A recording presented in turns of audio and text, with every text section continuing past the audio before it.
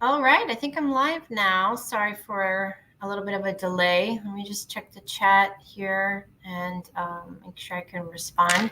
Thank you guys for joining my channel tonight. I had the idea to do this live today to talk about Starseeds and the Great Awakening, which I thought I had near me, but I don't. My newest book has a lot of information on starseeds, discontinuing from labels, 3D interference, and kind of the future projection that I see through the sessions that I do with my clients, both children and adults. And so it's a compilation of a lot of sessions that I've done really over the last decade, but a lot of it is concentrated over the last 4 to 5 years is really where a lot of the most current information has come from. So I have received some emails and questions from my own clients about explaining some more things in depth and going into some of the topics and answering questions. And so I decided to go ahead and just do this live instead of answering everyone's question individually. I figured we could do this collectively as a group, and I'll try my best to answer as many questions as I can. If I don't know the answer, I'll just say I don't know the answer. I'll try to go through my memory bank and pull out as much information as I can remember offhand, and then whatever comes through kind of naturally as I sit here with you all tonight. So I thank all of you that are going to watch tonight, and those that perhaps will watch the replay at some later date at some point. So what I'm going to do is I have a couple things that I wanted to talk about first. I want to say hi to people, Dawn and Joe, and a lot of you. I see you a lot, Tammy, and I thank you so much for your continued support and watching the videos that I put out. I put a lot of effort and time and energy into creating everything I do. I don't do anything half-assed, excuse the expression. I put all of my energy into everything I do, try to be as authentic as possible. So I appreciate the response and the kind words that I'm given quite often, which is so beautiful. And I thank all of you for your constant support, because that really keeps me going. So hi, Colette. Hi, Edward, Katie, Michael. So as you're thinking of questions, go ahead and put them in the chat, because otherwise I'm not going to know what anyone wants me to answer tonight. And I have a few that I'm going to go over in the beginning, because I've been getting it, and then I'll go back. So you don't need to rush right now, but I'll try to go back to the beginning to go kind of in the order that the questions came in. So we'll try to keep it to the 3D interference topics that are in the book, some future stuff, and then starseeds in general, some children's questions, animal questions, labeled kind of disconnecting from labels, and we'll go from there. And then we'll see where it goes. Honestly, I'm open for anything, any questions. Like I said, as long as I can answer it. Now, don't ask me anything about politics or any specific dates or people. I don't talk about anybody specifically, but I will say collectively as a group, like I talk about the dark players, is a term that I use to reference, just the dark system, the dark web, and those parties involved in kind of being the puppet masters, the powers that were, I like to say. I think I'm forward thinking. So we just say the powers that were, no longer are, but were.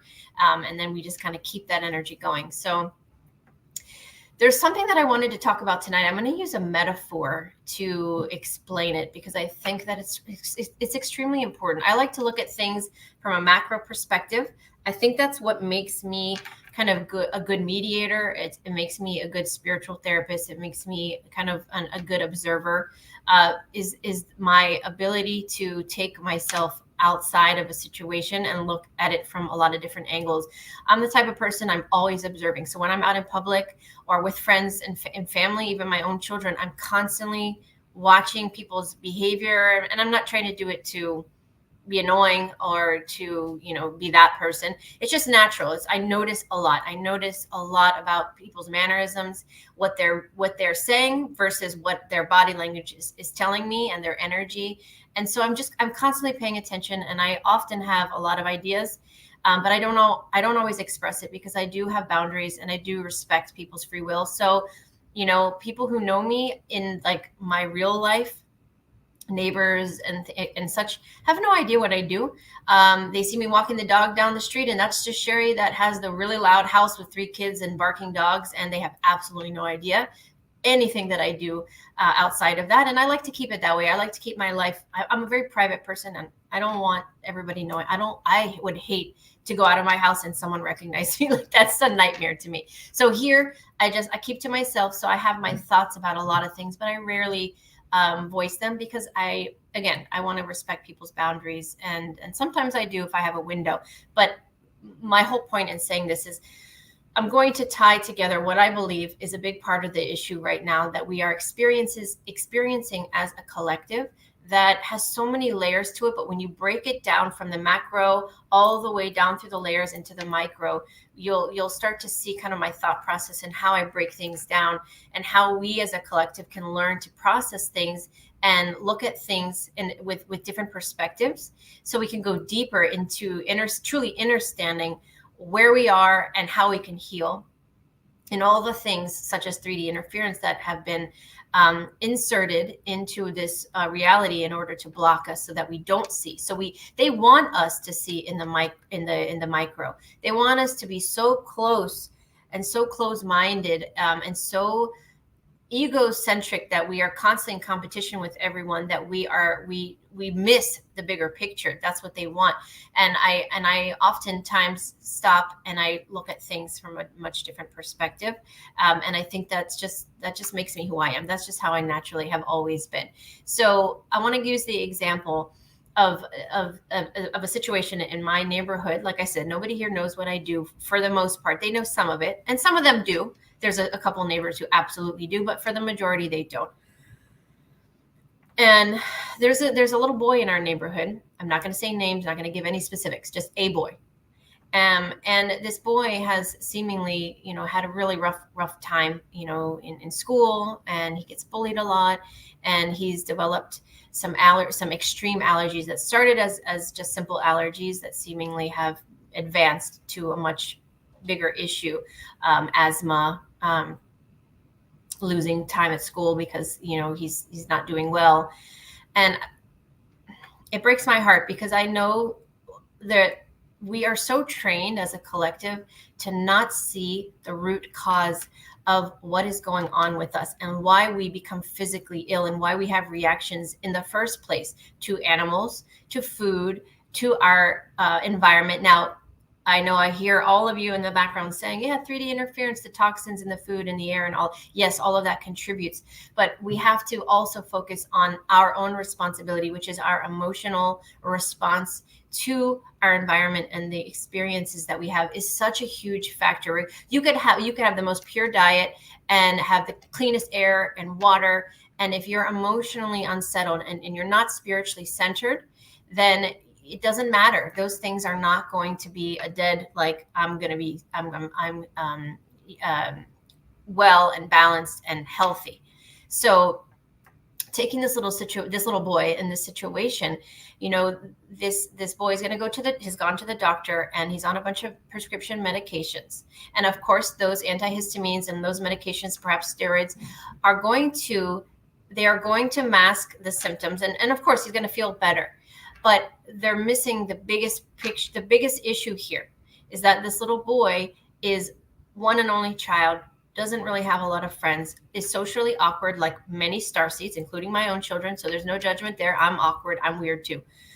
And I had trouble making friends. So I see it because I've been there and I've felt it. I know what this kid is feeling and what he's going through. And kids are mean. Even though we have great children in the world and starseeds, when you put a lot of children together in these environments, they want to fit in, because we're human beings and we want to survive. So sometimes we do what we need to do to fit in, because we want to feel normal. We want to feel a part of a group. So we do things we wouldn't normally do, and then we have bullying and etc. No excuse. That's just human nature. And when you're weird and you don't know how to insert yourself in with a group of other children, you are kind of put on the outside, and you become a target. You're vulnerable to that. So if this child is not feeling comfortable at home, comfortable at school, not fitting in, he's holding and suppressing these emotions of not feeling like he belongs, not feeling like he's normal, not feeling like he fits in, and he's craving attention of friends, and he doesn't know how to get it. So he's going to act out, and then the bullies are going to target him even more. And now he's going to hold all that, and he's going to go home, and maybe he doesn't feel comfortable talking to his parents. He doesn't have any siblings or anybody to confide in. So he suppresses. And maybe the parents do know, but they don't really know what's going on. They don't know how to help. A lot of us feel helpless. We don't, we're like, who was mean to you at school? I'm going to go, mama's going to go beat them up. Obviously we wouldn't do that. But like that mama bear and that papa bear come out, and we want to do everything for our children, but sometimes we just don't know what to do. So there's a lot of circumstances and variables. But the point being is that all of that suppression, all of that holding in, all of that energy within this poor little boy who has no outlet, no friends, not knowing what to do, he is going to physically start to manifest the limited, the blocked emotions that are in his body are going to block his energy, his chi, his chakras, or especially the root, solar, and sacral chakras. The lower 3 chakras are going to become blocked, and his immune system will become suppressed because your vibration now is low. So now your immune system and your normal physiology, your hormones, everything that makes us a human being starts to have to work harder because you're in it's this low vibration continuously. Who knows what this boy's feeling? He's fear, sadness, worry, anxiety, stress.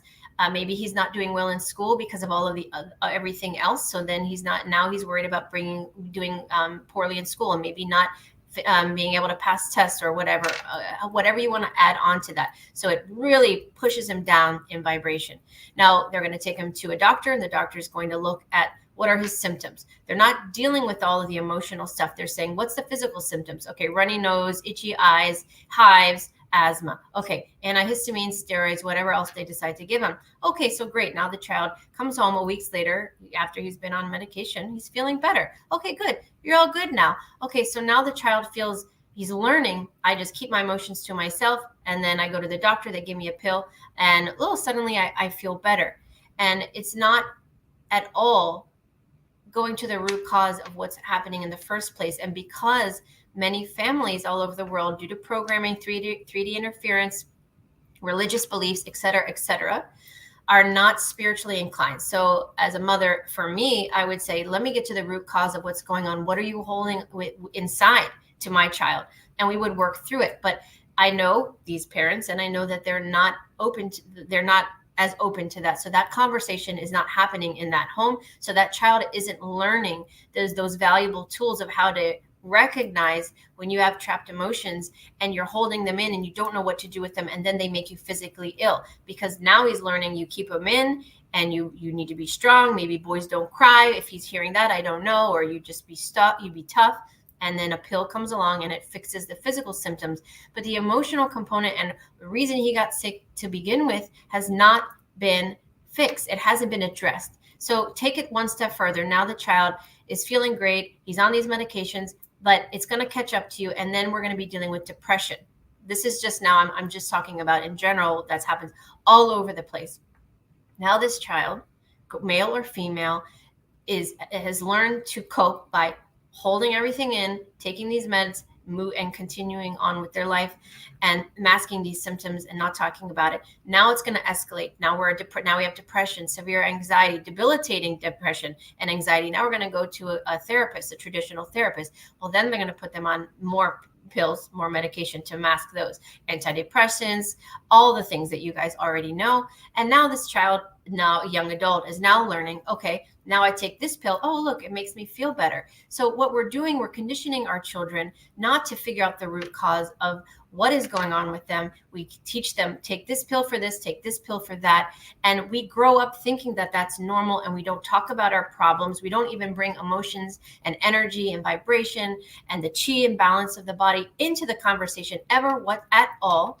And now we go and we want to fit in because, again, our body is designed due to survival, Otherwise, our species, we wouldn't still be here if our bodies weren't designed physiologically to survive. So we have hormones that kick in. We have the fight or flight response. Our body is going to do what it needs to do to keep going, and that happens on an emotional level as well. So children want to fit in. They're going to start changing themselves in order to be like other children. They're going to go against their gut because mom and dad said, "Oh no, you're fine. Just take this pill." So now they learn, okay, I don't trust my intuition. I don't trust my gut knowing that this is how I feel, but that's not being shown as valid. So they learn to disconnect from it, and they don't listen. Some dissociate.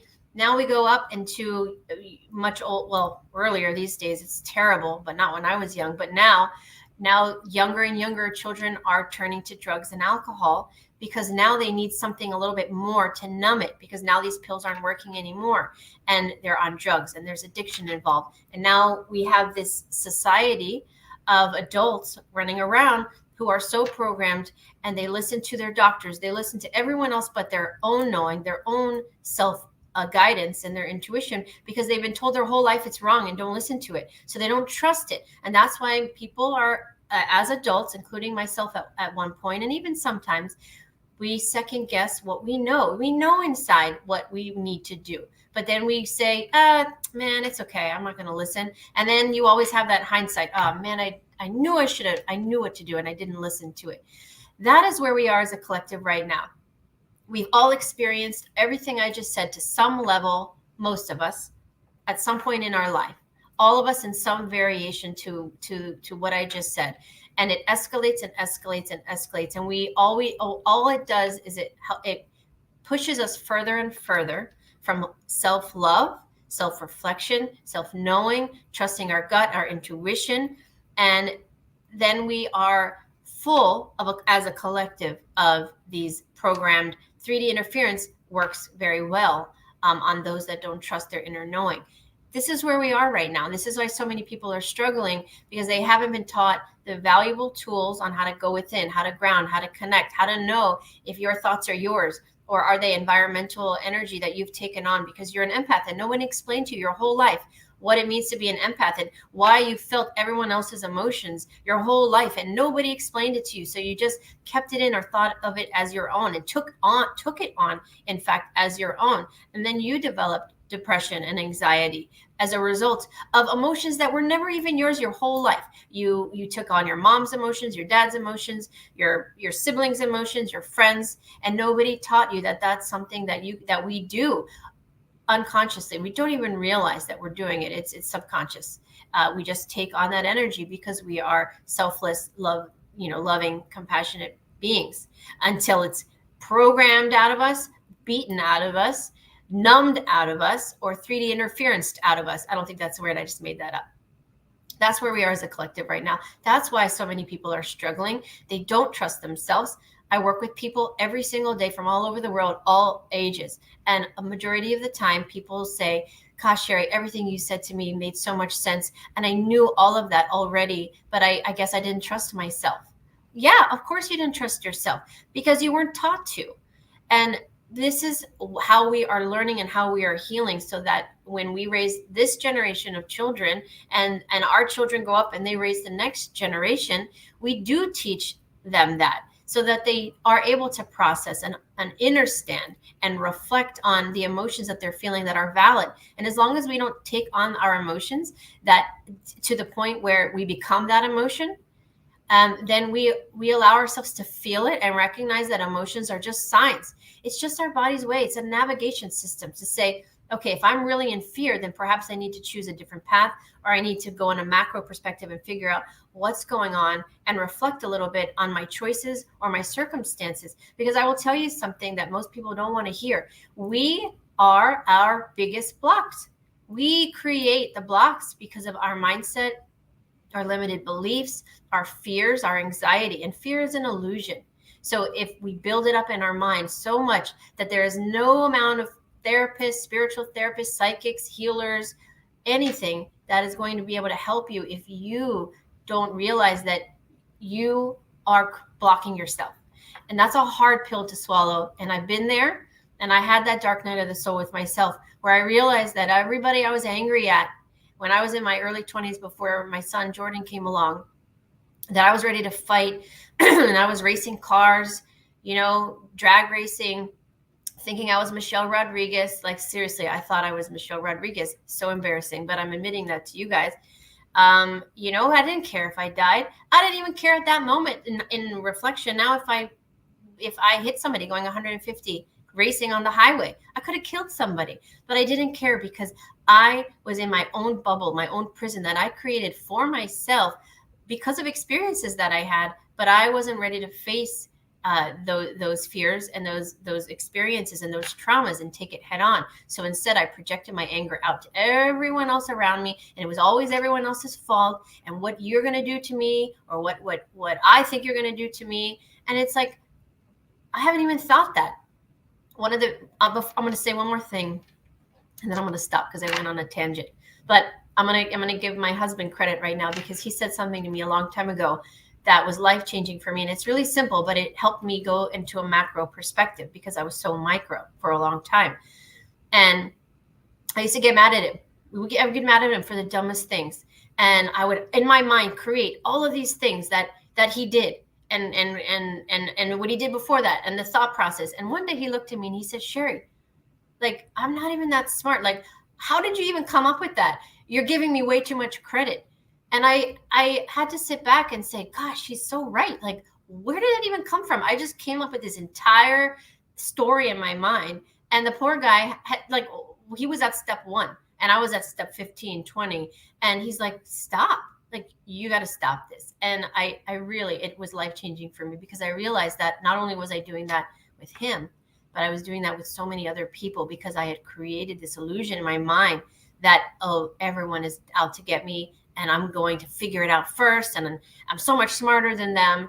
And that's not what it was at all. I was just a wounded young girl that was desperately trying to get out of this box that I created for myself of anger and fear. And I just needed somebody to love me and tell me everything was going to be okay. And that's my story. And I'm still working on myself and I'm still evolving. And I'm sure I'm going to be evolving lifetimes from now. So this isn't it for me.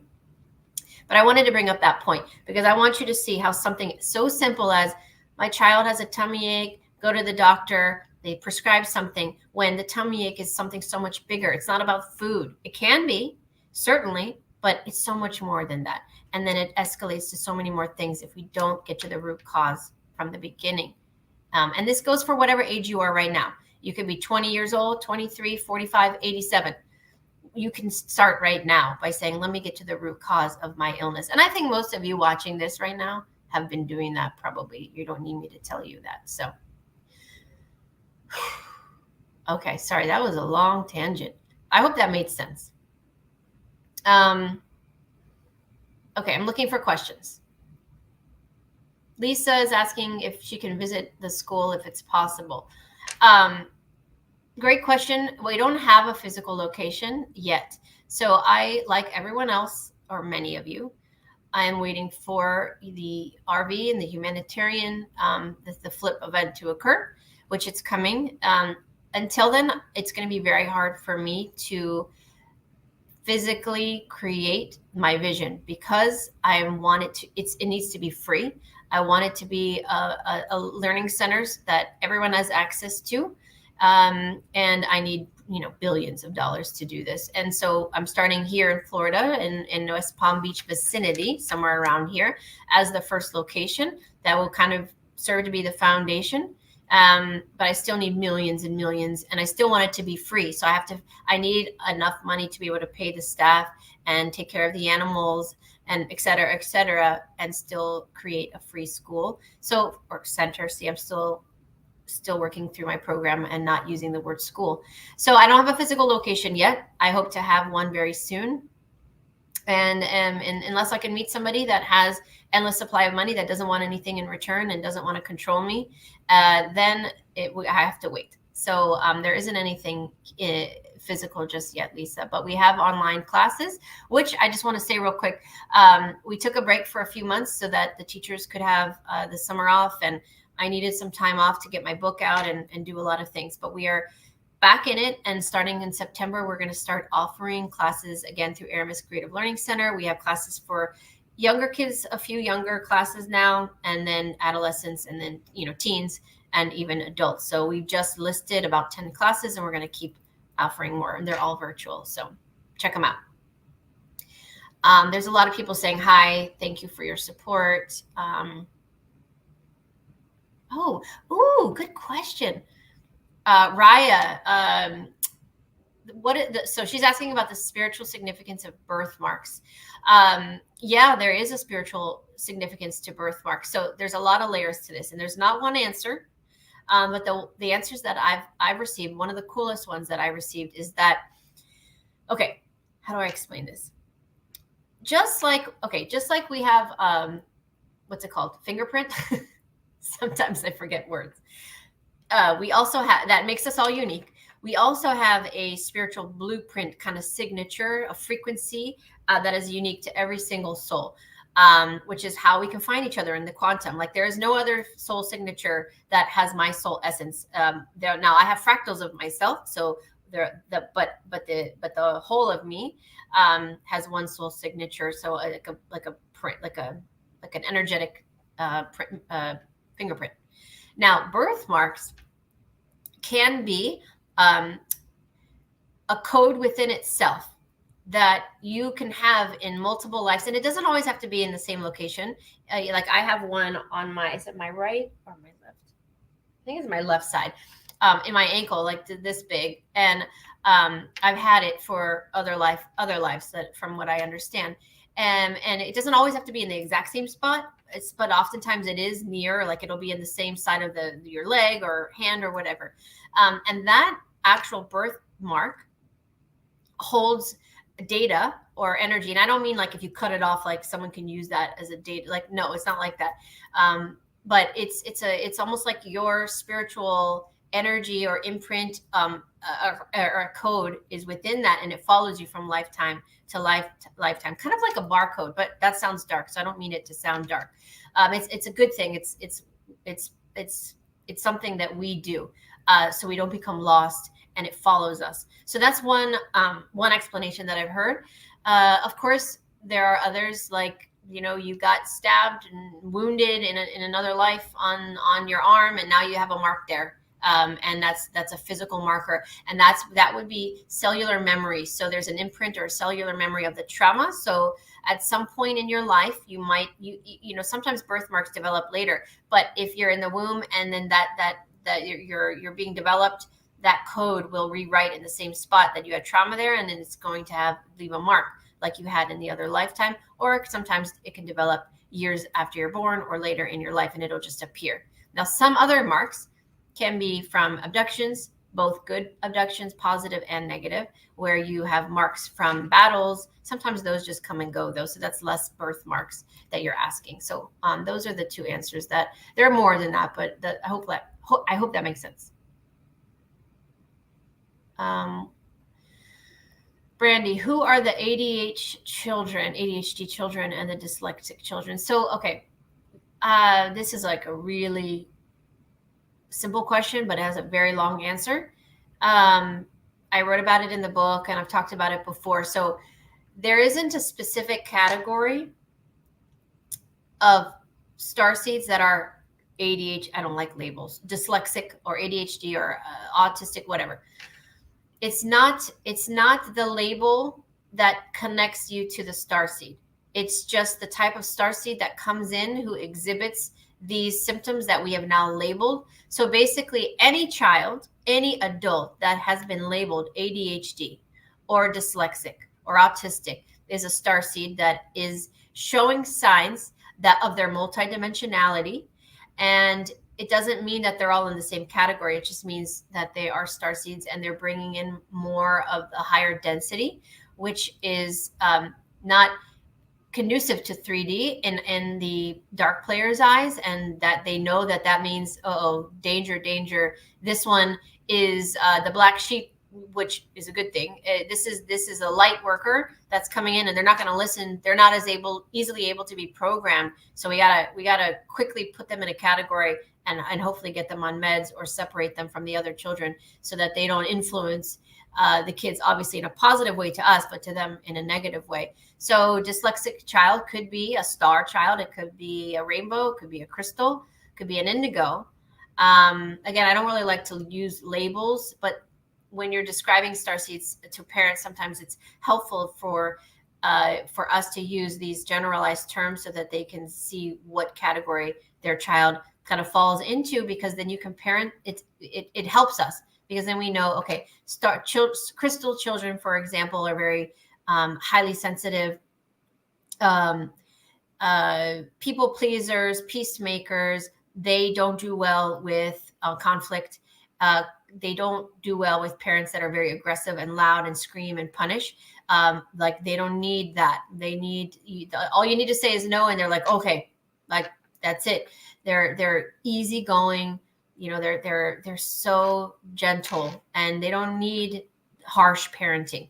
And then you have like a star child that many stars are characterized with Asperger's because they're very left brain, they're cognitive, analytical. They come from either another star system or inner Earth or some place where they're high density, and they come in with high intellect in order to be the way showers of certain things like engineering or technology.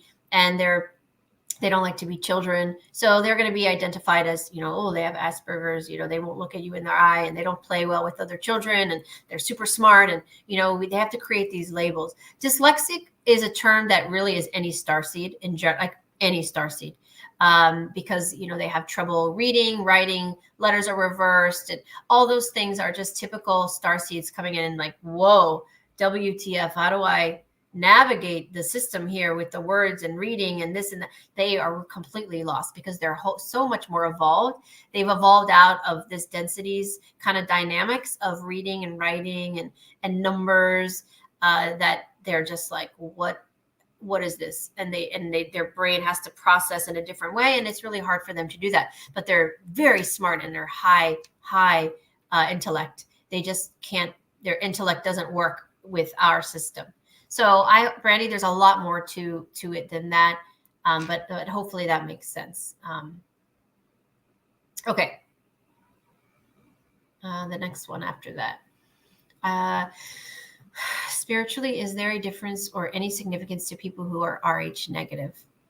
Yes and no. I think that we have been programmed by the dark ones to focus way too much on the Rh negative, the blood types.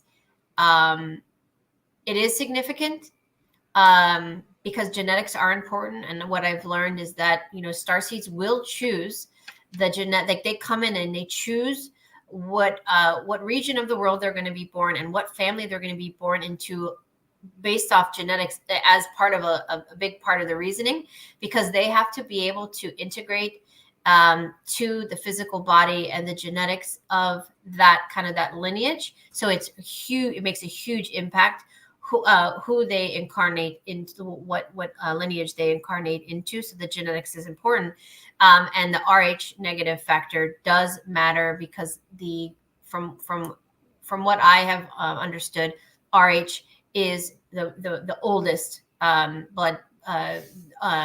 What is it? Not blood type, but the negative versus the positive is the oldest, and it's the most rare outside of this this planet, but not within it. And so I think that really it's a combination of the soul lineage, the physical ancestral lineage, and everything in between that is actually what's the most important. And I think that for the dark players, the reason they focus so much on these components is because it's what they need in order to do genetic modifications and the sneaky bad stuff that they're doing. It's important. It's more important to them than it is for us. I hope that made sense. It's more important for them, for their schemes, than it is for us, if that makes sense. Okay. Yeah, people are just commenting and agreeing. Okay, good question, Dawn. How will it be possible to treat people with Alzheimer's and dementia that is different from existing treatments? Okay, this is a touchy one, and I don't know. I don't know the whole answer, but what I do know is within 3D interference, a lot of the interference is designed to disrupt the synapses and the neurological system of and degeneration of a human being as we start to age. So they have inserted something within our genetic codes that at a certain age, and you can see that it shifts, it's shifted over time, where we start to break down. And when we start to break down, we are way more susceptible to the toxins and the things that they insert in our food, and the metals, the heavy metals, and all the EMFs and et cetera, that are purposely done so that when we are in that degenerative state and our cells aren't replicating like we did when we were young, we contract these types of conditions, where memory loss, muscle degeneration, et cetera, because there's lots of different ones. And dementia, there's a whole other mental health component to that, where they truly target those that are so programmed and so fractal due to trauma, fear, and all the programming. They've fractaled so many the people that they have completely lost connection with their higher self, and they don't realize what reality they're in, and they really struggle in their later years, because they are in between dimensions. And they are completely confused. They see things we don't see, and they literally go crazy because they are not sound. They are not anchored into one density field. So I just explain the problem. So how can we treat them in the future? Well, number one, as a 3D grid breaks down and we don't have all of that programming and everything that I just mentioned that caused it in the first place, and our genetic code isn't programmed to break down, then we are going to eliminate the issue altogether, so that when the newer generations just won't get it, because our bodies will be more crystalline, will be more high frequency, and we aren't going to have those codes, those activators, to tell us that we need to start breaking down, and we're near this particular age range where we are going to get ready to exit the planet, and because it's a program that we die. We don't actually need to. Historically we didn't, and I don't think any of you watching this don't already know that, so I don't need to explain it. But if we don't have that program, and we don't have the 3D interference and the toxins and everything, then we will just evolve out of it. Now, in the meantime, as things break down and we're not quite there yet, in kind of in the middle, what happens? Well, I believe that's where a lot of the medbed technology comes in, and the future of medicine, like I mentioned in my book, and how that's going to change, and how we are going to move more towards holistic, organic treatments, and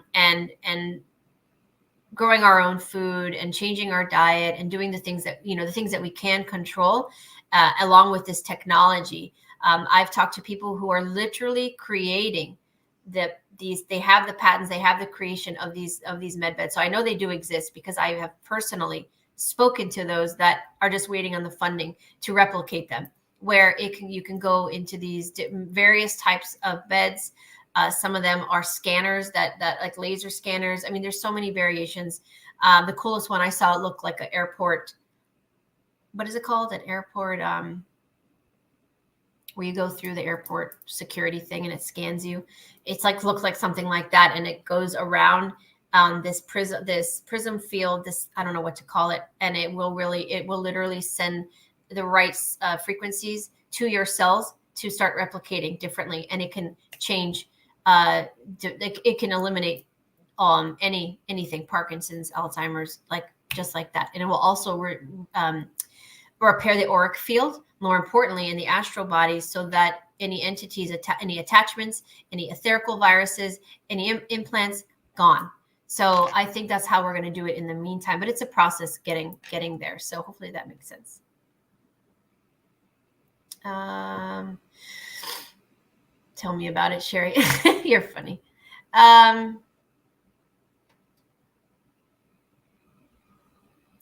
Well, no, you can see. someone was saying, you can ask questions about anything. The whole reason I did this tonight was about the book, to see if people have questions about it. But I mean, if you have a question that's not in the book, about something I talked about, if I know it, I'll answer it. If I don't know it, I'm going to say, I don't know. Okay, tips. This is a tips on explaining ascension symptoms to my family. Yeah, this is a challenging one, because explain the ascension to them first, then we'll get to the ascension symptoms. They just have no idea. And I think that's the problem, is it's like, how do you explain these symptoms if they don't believe the ascension is even a thing? Or they get, they give you that funny look that people give you when you start saying things that then you can tell they think you're a little bit nutty. So I don't know how to answer this one, other than just kind of telling them how you're feeling and what you feel is going on with you, and planting the seeds, or just dropping little seeds here and there. I read somewhere that headaches are an ascension symptom. Did you know that? And when as our bodies are altering and shifting in frequency, and the higher density we become, our body has to adjust to that. And some common symptoms that I've heard about are blurred vision, ringing in the ears, headaches, dizziness, heart palpitations, stomach aches, bloating, inflammation. There's so many. I can't even say them all, but there's so many. So, I mean, I don't really know how to answer that, other than just trying your best to go go easy. I don't know the answer to this. I'm going to be honest with you, Monica. The money flip, is it going to go quickly and smoothly? My opinion. This is my opinion. I didn't get this in a session. I mean, I've gotten a lot in my sessions. So this is my opinion based on what I've heard in my sessions. That's how I should say it. I think that this is so multifaceted, and there's so much more to it than people realize, that the reason it's taking longer than we would like, is because they are trying to do it in a way that is the safest way, that is the less, the least disruptive for everybody. And there's so many factors to it that they're just trying. I think the delay is them trying to make it so that it goes quickly and smoothly. So it's almost like all these ducks need to be in a row, and then boom, it can be quick. I think it's the lead up that's taking forever. But I think once the powers that are, which I believe are the light, have everything positioned where it needs to be, then I think that it will be quick. It's just the lead up to it. So I don't know for sure, though. This is my opinion. Sorry. Okay.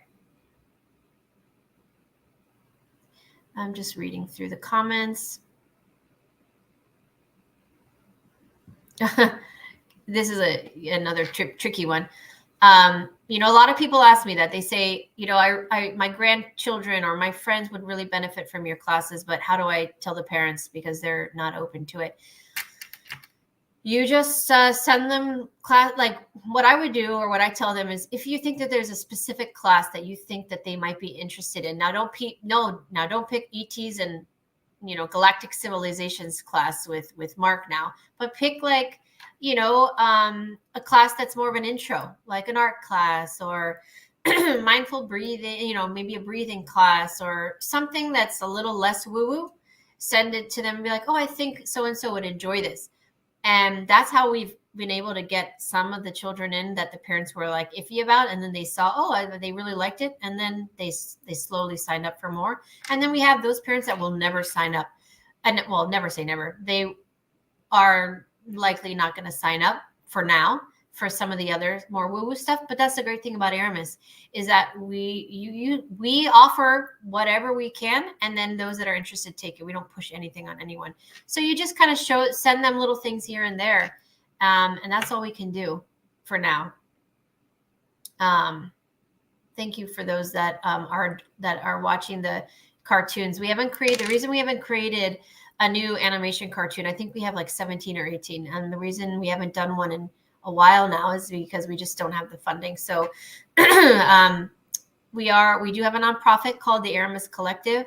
If anyone watching this knows anyone or wants to donate, that's how we pay for it. I used to pay for it out of pocket. The first 5 or 6 videos that we did, I paid it for out of my own pocket, and I just can't do it anymore. So but thank you for saying that you enjoy them, because they're a lot of fun and I like making them. So hopefully we'll get some. We do have our newest book on the chakras in the works, and that should be out soon. So look for that.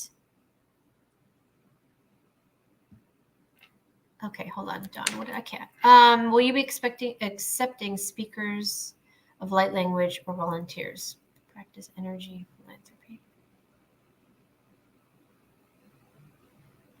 Yeah, okay, there's a lot in there. I mean, I will never relinquish control because I'm a control freak, and this is a very important legacy that I promised my daughter, her soul, that I would help her with this. So I'm very protective on the teachers, which we call mentors, that work with us, who gives us money, otherwise I could have had that open by now. If I, sold my soul and did all this stuff, we would have probably 10 locations, but we don't, because I'm not going to do that. And I'm very careful about who I'm allowing into my circle and who's around the children and how we get our money. I don't want dirty money. So we're just patient. We'll take our time. But yeah, I mean, we have volunteers. We're always asking for things as we need it. And we have so many people that support us. And we have light language. We have everything. We have so many things. But this is a community we're building. So we're going to need parent support, community support, teacher support, mentor support, healer support, everything support, animal care support as we go. Yeah, we're getting a lot of questions on how to handle these situations. Her 8-year-old nephew, hi, Katie. Your 8-year-old nephew had some star family say hello to him. I mean, okay, this is what I try to do for people who are kind of in those homes where they're a little more closed-minded. You just, you try to encourage. They need a safe space. These children, what they need and what they're craving the most is not a lot. They just need that one person where they feel comfortable talking to. It could be the auntie, could be grandma, grandpa, uncle, friend of the family. I can't tell you how many families I am that person for, where their child just only feels comfortable talking to me, or feels comfortable talking to me the most, because they can really just say everything, and there's nothing anyone can say to me where I'm going to be like, what? Like I've heard it all, I've seen it all, and children just want to be heard. So sometimes they just, you let them say, hey, if you can't talk to anybody, you can talk to me. And that's all they want. There isn't like the right one thing that parents can say or do. They just listen. That's it. That's what they want. And they don't want to be judged. So once you listen, the next thing that comes out of your mouth is you're imagining that, or whatever, they're going to stop. They're not going to tell you anymore. What does this say? Carmen. Hi, Carmen. Does mirror writing have any significance? Why would it be so easy for so few? I mean, okay, that's for anything, though. I mean, channeling, automatic writing, energy healing, dowsing. Why does it come so easy? Sorry, I'm not looking at you guys. I'm looking at that cute dog in the picture. Why do things come so easy for some people and other people feel like they can't? There's a lot of reasons for it.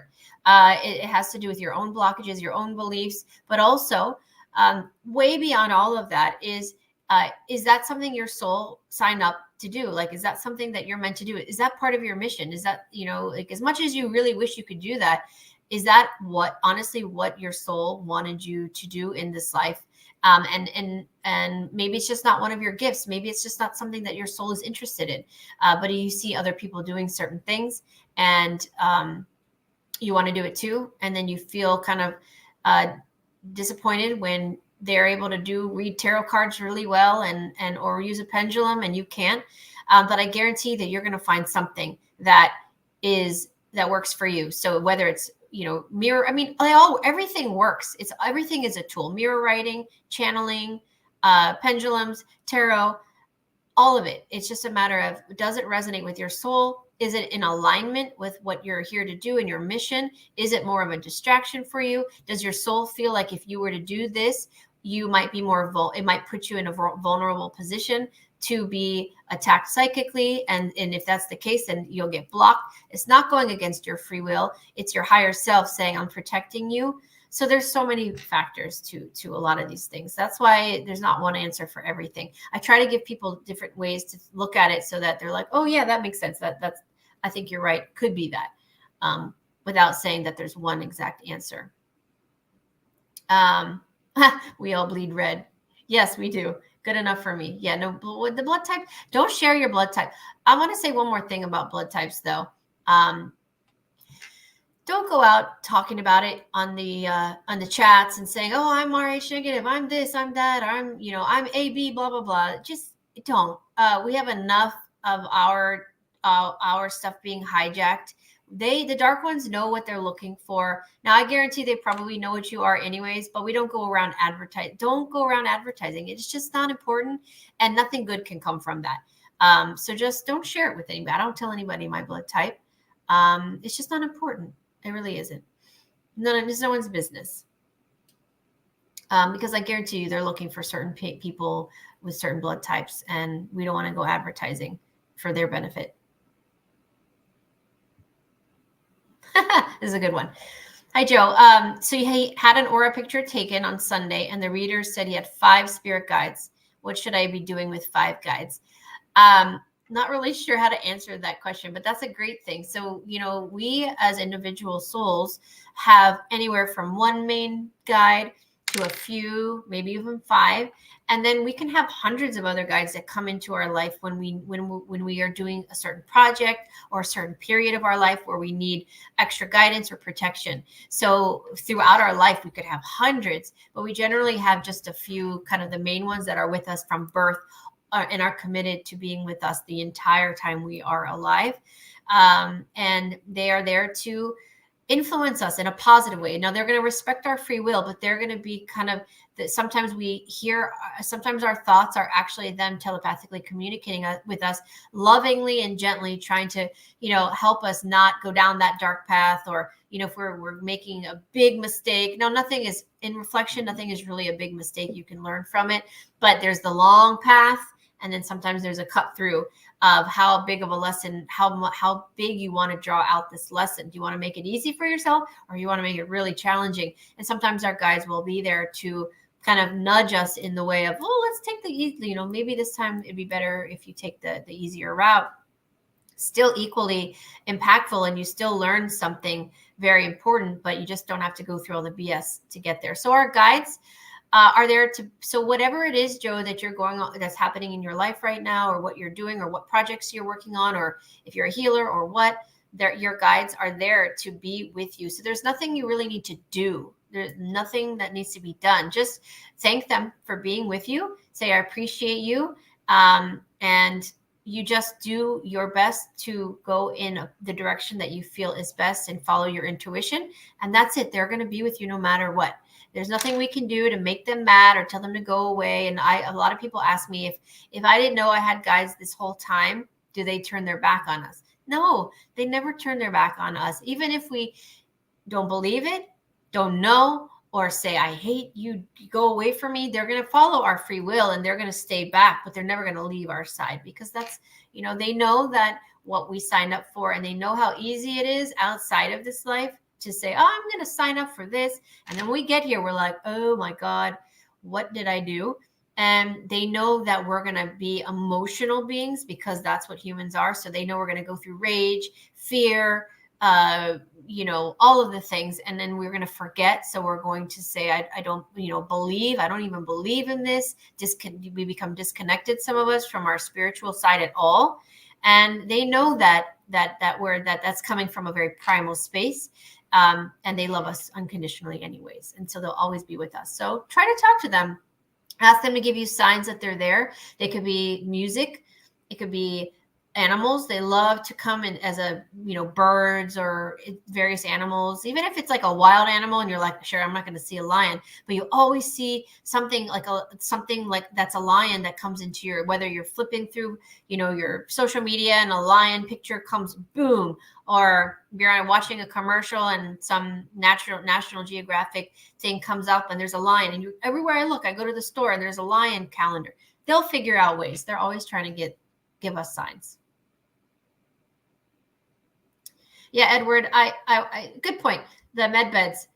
Don't focus on the med beds, and certainly don't wait for the med beds. I did a whole thing on this years ago on, I think, Jean-Claude's channel. Yes, I believe in them. I know they're coming. I've seen it. I've seen some of the newer, not the newer one, the ones that are smaller that work well, but not to the capacity of the big ones. But we don't want to wait for them and surrender and say, oh, I'm fine, I'm going to eat whatever I want and do whatever I want because a med bed's coming and it'll just heal me later. Like, don't do that, because we don't know the timing. So that, yes, they're coming, but we shouldn't expect them. And we should do whatever we can to continue on our healing journey without them until we know that we have access. Until then, we just do everything else that we can, and what our ancestors did before.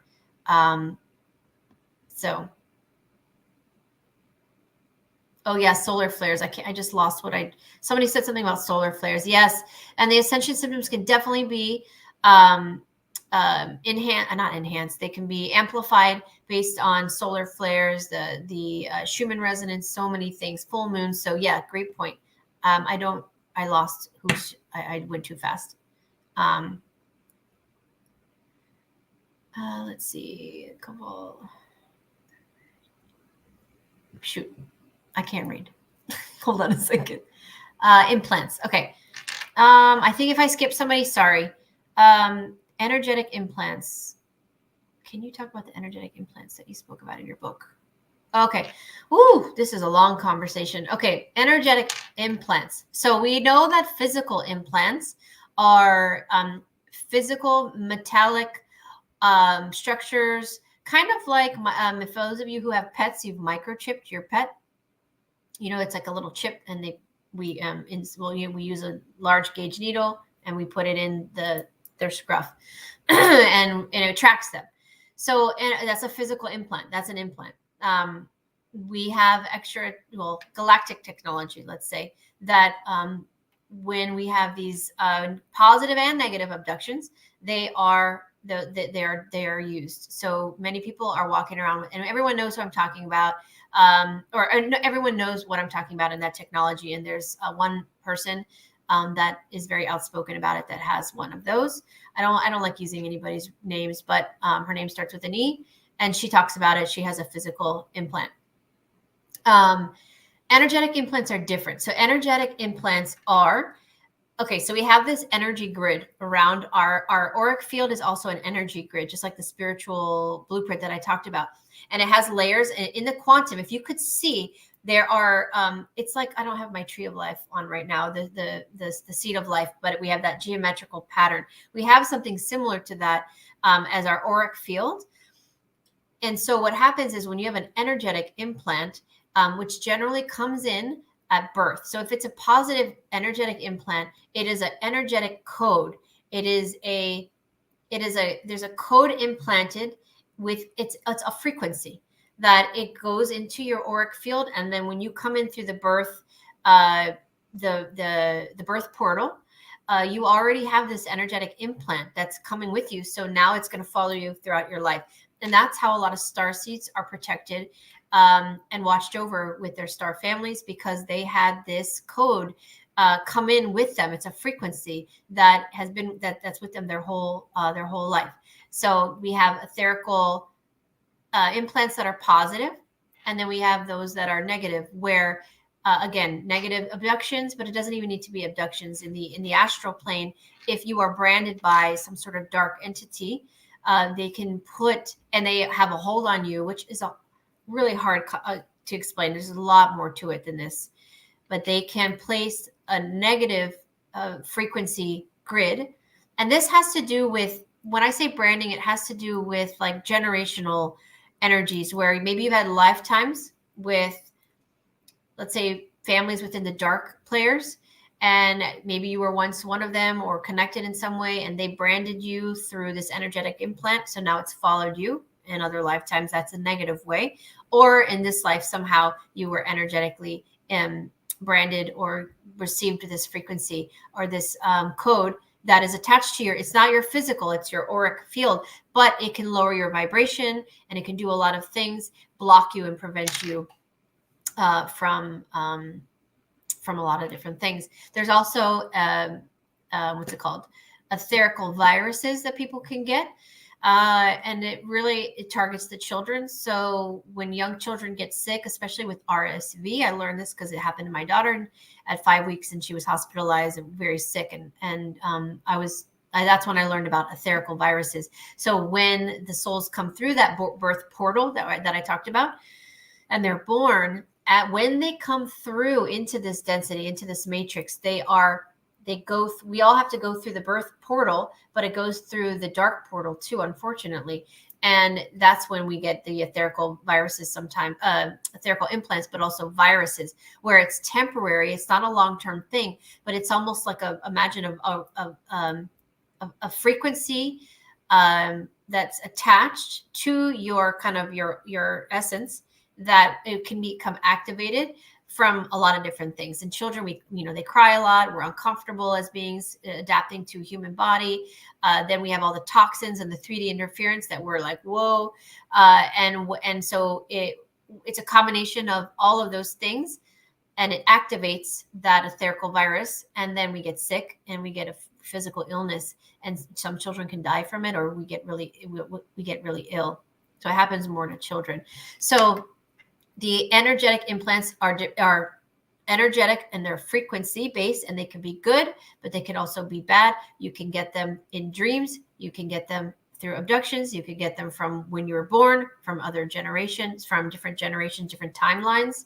It's very complicated, it's a little bit more complicated than that, but hopefully that it makes sense. Now I really lost my place. I have no idea where I was.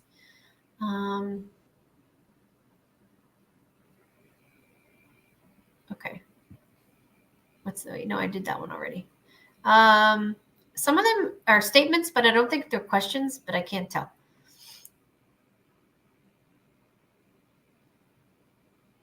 I don't know what that means. Sorry. Brandy. Okay. I'll take one more, and then I think we might close up, unless you guys have anything more that you want to ask kind of real quick, last minute. Brandy, how should I be teaching my starseeds? My 12-year-old twins that I homeschool. My son has a hard time. He says his head literally hurts during doing this systems programs. I don't know if you mean that his head, if you're homeschooling, he shouldn't be getting headaches from the 3D interference at the schools. So I think he's physically getting a headache because, listen, this sounds terrible, but the starseeds are so advanced. And I guarantee you, most of you watching this that have children, your children are higher density, or if not a higher consciousness than you are, because each generation we are able to bring in a higher density that's more evolved than we are. And it's going to keep going like that. So they're more advanced. So they come in and they're descending from their higher density, and they're like, they hate the 3D grid. Many of them really struggle. And which is why some of them actually purposely exited during SIDS, because they're like, I can't handle it. So not all, when I talked about in my book, not all SIDS was from dark players. Yes, these things did, I can't say the word, but yes, of course, that is part of it. But then there's a whole other aspect where, and I think I talked about it in the book, now that I think about it, I don't remember, but it was an exit so that they could get out if it was too intense for them. And then they usually come back again. So when they come into this reality with all of the 3D interference, plus there's a whole other layer to the 3D interference that we don't even hear anymore, or we're not even aware of as adults, because we've gotten used to it, that they hear sounds and noises, frequencies, and all these things that they don't even know how to conceptualize. So they don't know even how to tell mom and dad what it is. So they are very sensitive to everything, and they have headaches from that.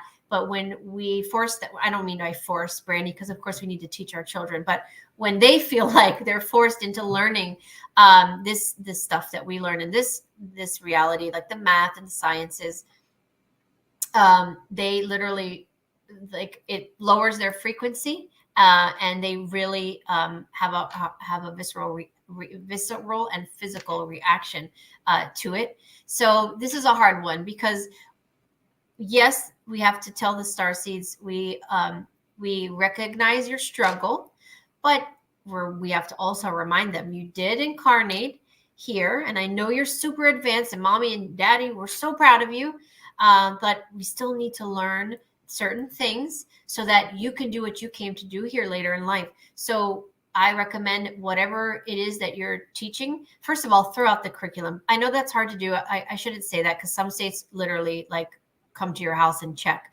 But for those that have more lenient states, throw the curriculum out and do whatever you think is best for them outside of the house, if weather's permitted, and teach them math in a way that is not worksheets where they feel like it's work, where they are learning math for real life relatability stuff, like, going to the grocery store, helping figure out how much things are going to cost, or things that are a little more relatable for them, because it will help them not resist as much. But the head hurting, okay, the two things that children complain to me about the most when I have sessions with them are headaches and stomach aches. Okay, so stomach aches are anxiety, empaths who are extreme empaths. These children are so empathic that they're taking on the environmental stress, anxiety, worry, and they don't know how to process it. They don't know where it's coming from. They don't know what to do with it. So it physically manifests in the stomach and the solar plexus, our emotional center, and they feel sick to they literally feel sick to their stomach, and they get stomach aches all the time. That is my daughter. That is her life. Every day, multiple times a day, her stomach just is in knots. And many children, starseeds, suffer from Crohn's disease. And I feel for them, because it's, again, we're not getting to the root cause. These children that have Crohn's disease, or these adolescents that it develops into Crohn's when they're teens, early 20s, they need to go to a spiritual therapist to help them work through their emotions, why they are feeling like outsiders in this world, why they're struggling so much. Sorry, I just went off on a major tangent, but it breaks my heart, because these children are suffering, and the pharmaceuticals are not going to work. They're just going to create more issues for them. And so headaches is the other one, because they're so overstimulated. They're a high frequency energy trying to integrate into the physical body that is the primal physical body that is so anchored into 3D and just from genetics, and they don't merge well together, and they have all of their crowns and their third eyes are extremely open, so it's a lot going in the head, and the brain gets overwhelmed. It gets, like, sometimes short circuits, and it just causes this boom boom feeling in their head, and they get headaches all the time, and they're so sensitive to the EMFs, the screens, and all of the 3D interference that is also escalates the headache. So there's so much going on with that. So I went off on a tangent, but take them outside. These children, when you're homeschooling, I think a lot of people feel like they need to have the same amount of schooling as children in school.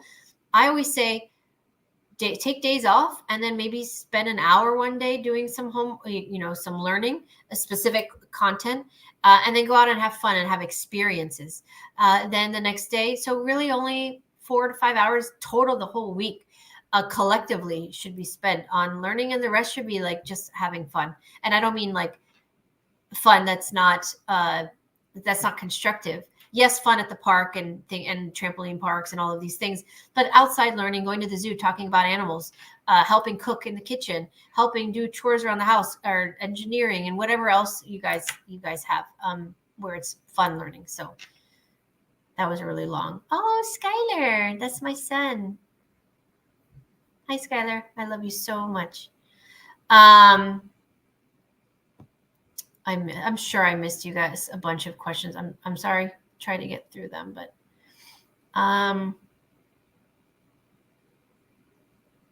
Yeah, detoxing heavy metals, chemicals. I mean, there's so many things, and parasites. Woo, lots of stuff.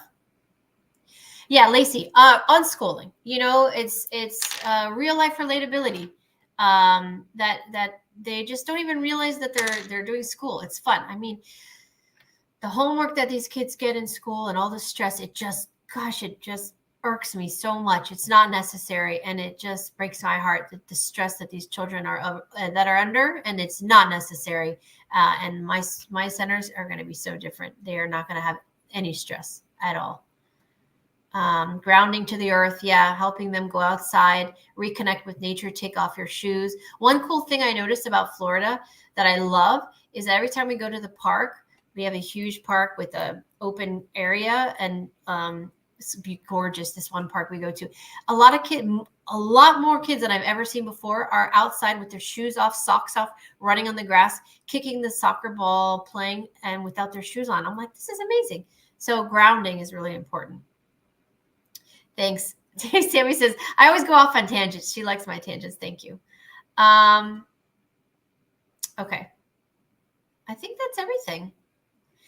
Well, thank you guys so much for watch. Is Aramis in here too? I might have missed her. So sorry, Aramis, if you said something to me and I didn't see you. So thank you guys so much for joining. I hope that this was informative. You guys learned some things. You enjoyed yourself. Perhaps I'll try to do these periodically, and we can not only go over 3D interference, but anything that you guys want to talk about. Because I know many people are feeling the same. You know, they don't have close friends and family to talk about these things with.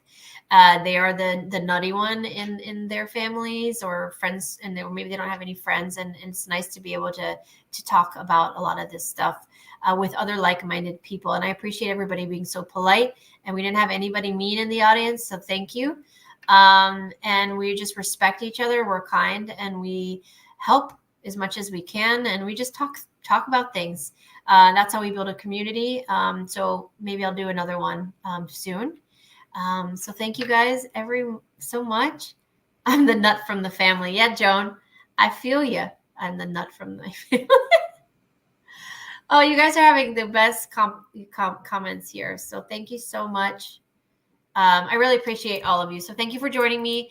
If you guys have questions and you want me to do another one, reach out to me on Instagram or in the comments here, leave more questions. And if there's enough people that seem interested, then I will absolutely do another one in a few weeks. And then we can just add to the questions then. So until next time, thank you for joining me. I had a blast tonight. So bye, everybody. Let's end this. Bye.